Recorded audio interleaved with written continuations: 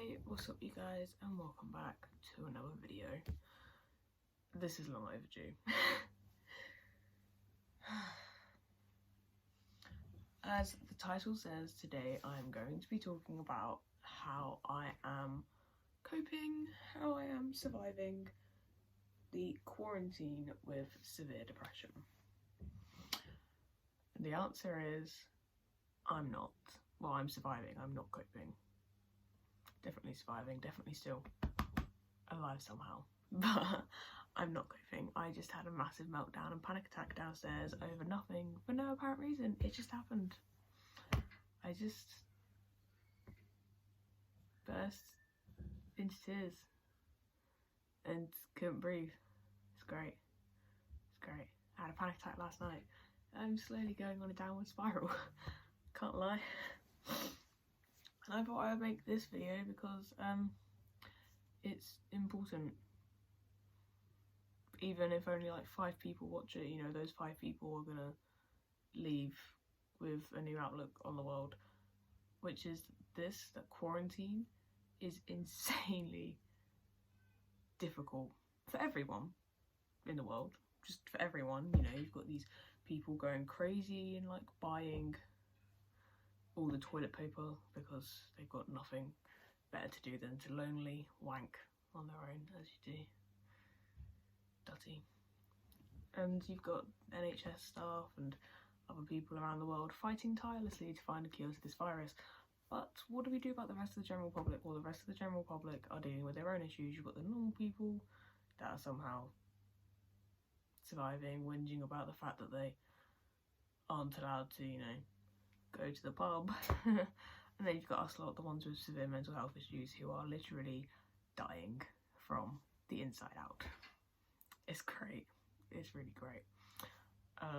Side note, I have got 2 red lines down my face, very faint, but from where I was crying, that's eczema for you guys.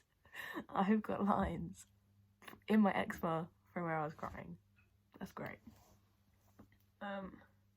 Before we get really into how I'm trying to cope with life, please, if you know anyone who has mental health issues of any kind, please drop them a text or phone them or FaceTime them or Discord or Skype or anything like that, because just having some kind of human interaction helps so much. The whole reason why this is difficult is because, of course, depression is a chemical imbalance in the brain where you get negative thoughts of yourself, of your present, of your future, of others. Your life seems like it's worth nothing.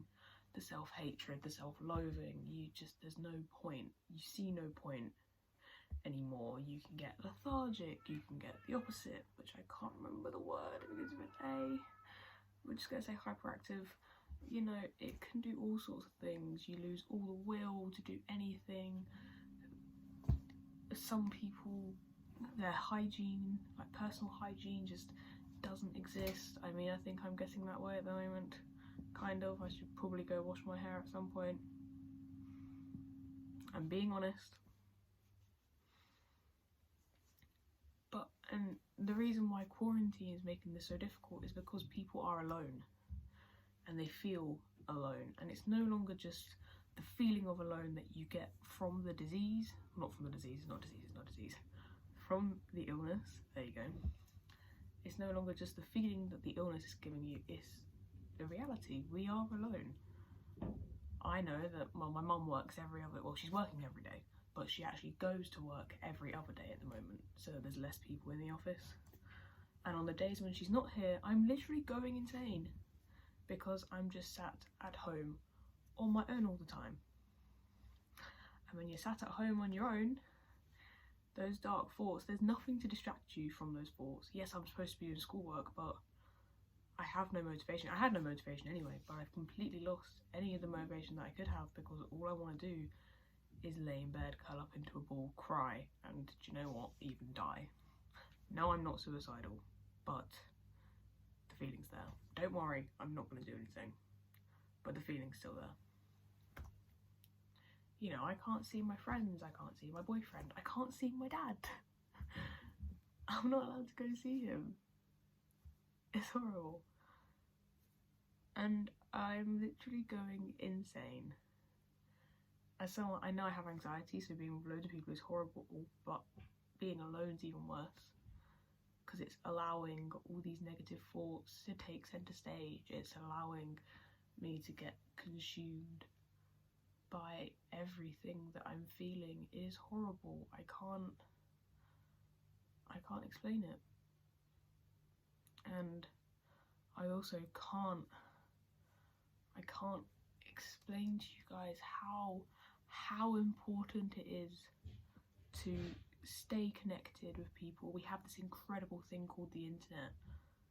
Okay, we can use it for good for once. This should be a learning curve for the world. Okay, we've got through worse. We can get through this. This should be a learning curve where we don't need to use the internet to attack people. We don't need cancel culture. We don't need all the rest of it. We can actually all come together and we can help people. This is a time where turn to someone. You might know someone at school or work who has some mental health issues, but you might not necessarily be their friend. Extend an olive branch, extend the arm, ask them if they want to talk. They might not want to because you might not be their friend, but the fact that someone cares about them is good enough. And if you yourself are feeling lonely and are feeling horrible like I am, please, please, please do not allow yourself to suffer in silence. Please open up to anyone else. I'm going to make my Instagram public for a while. I'm here to talk if no one else is. Yes, Mum. Hi. Yeah, I'm alright. Oh, you're doing a video. I am doing a video. Sorry.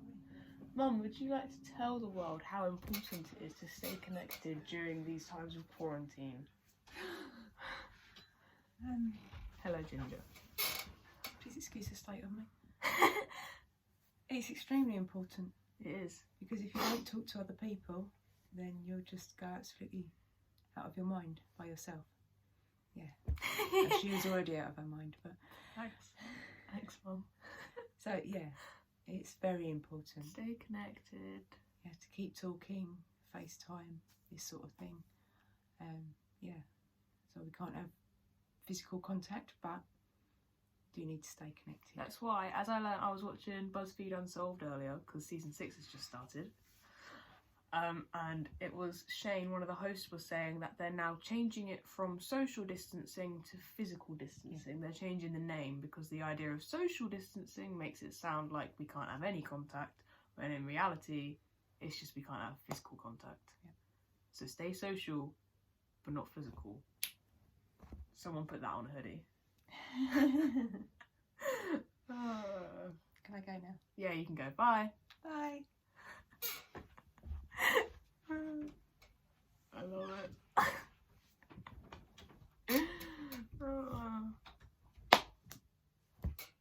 I don't actually think there's much more to say after that. I think that's summed it up pretty well, that has.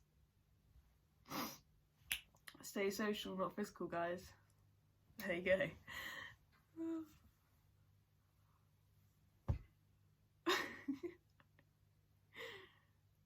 This is the magical thing, is that, you know, this might sound really controversial, and I don't know what actual psychiatrics might say, but something I've learned as someone who suffered with severe mental health for many years is that, you know, we're at home, so it's a safe space, is that people with anxiety, here we go, I don't know if this works for everyone, but I have learned that it works for me, is it's okay to cry and it's okay to allow yourself to have panic attacks. I know that I never used to be able to have them. That sounds really weird. You'll be like, isn't that like the defining characteristic of anxiety? Yes, it is.